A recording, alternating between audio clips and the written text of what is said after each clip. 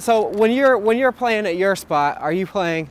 What are you playing mostly? Are you playing like Philly party music, New Jersey club? To be honest with you, I'm playing a lot of trap music, and I'm actually doing what I can, I think, to define what that is outside of just like specifically like rap music about selling drugs in the trap. Like more and more people are calling their stuff trap this and that, and this is like, at first it's like you want to be cynical and be like, well, show me your trap. Like, what do you do about fucking trap life? Like, you're not selling drugs in your hood. But then at the same time, like as far as the musically, it's just out of this world.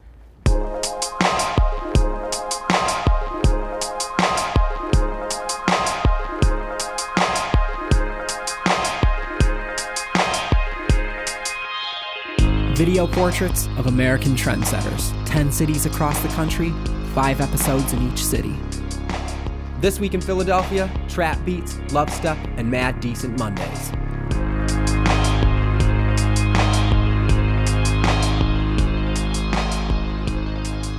On the surface, a swagster is somebody who would shop here, who would buy new things, who would be like wearing fly shit. Like, you know what I mean?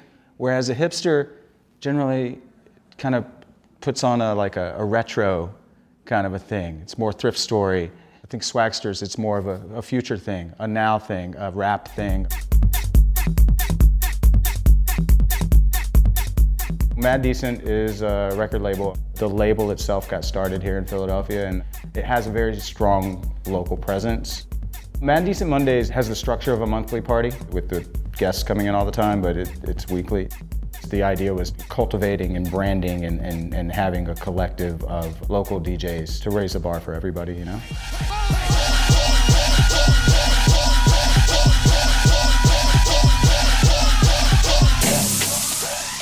Philly club music, as popularized by Swizzy Mack, is just like way faster.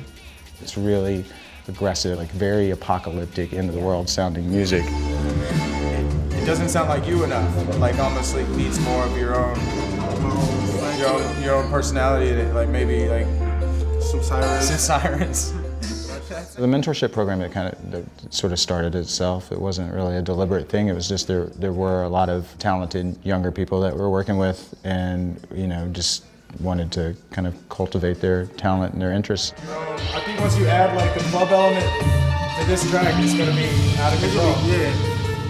In the case of Swizzy Mack, I know what he needs to do, and I know what it's going to take for him to be a global touring artist and a brand. So I help him make the right decisions because I know the game.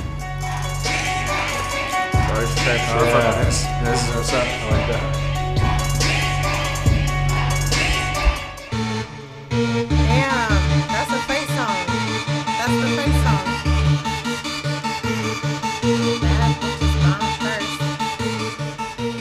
The focus of our mentorship program is to make good product out of Philadelphia. Like, make sure that every DJ has the right skills, like going for the right projects. You don't even have to see that you're doing the vocals if you don't feel like it. Just release it with your vocals on it. You know what I mean? Like, you don't have to be like, yeah, and now I'm a rapper and I did all, you know what I mean? Like, if you think you can make a good song, just make the song and put it out. Yeah. You know, like. Then that's what's really cool is when people are like, oh my god, who is rapping on that? Because your friends talk like that. Oh my god, who is rapping on that? Was that you? We have a huge problem in the schools. The after-school programs got cut 5-6 years ago, the music programs, you know, and there's just a lot of like rampant youth. It's kind of bleak. Somebody called us last night. It was just like, well, she was talking to my cousin at the time. She said, yeah, she got shot in her head by her boyfriend or something like that. And we was just like, so we go down to North Philly and we just sitting on a block. This is the block where I got raised at, like where most of the time I was on 26th and Cambria. So it's just like, that's my hood. It's crazy to see somebody get their life taken. It's Philly though.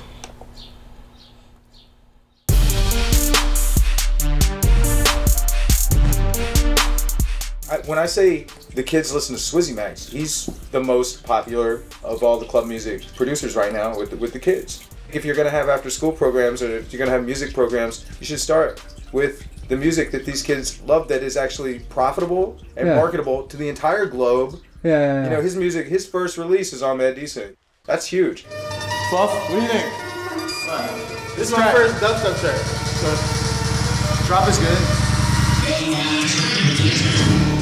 So we're trying to basically at least have like our own little Save the Rec Center sort of version of a different kind of future for the younger people in Philadelphia.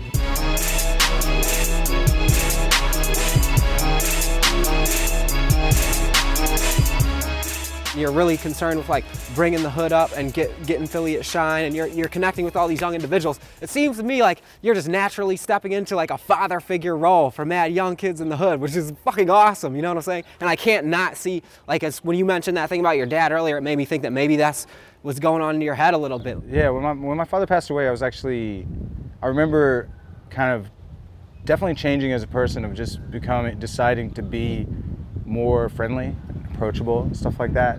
People that focus all their attention on themselves are really kind of like missing out on whatever this life experience is about. I really, really think it's important to do, you know, what I'm trying to do now.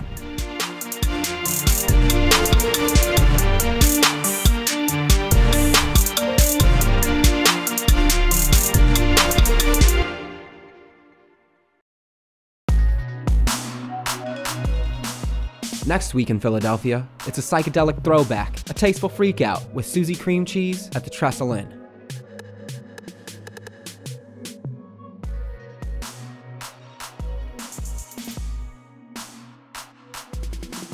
Had a great time today, hanging out with Dirty South Joe, Guns Garcia. Here at the club, wilding out. Let us know what you think of the episode. Leave a comment below, click on any links over here for more, and I'll see you next time.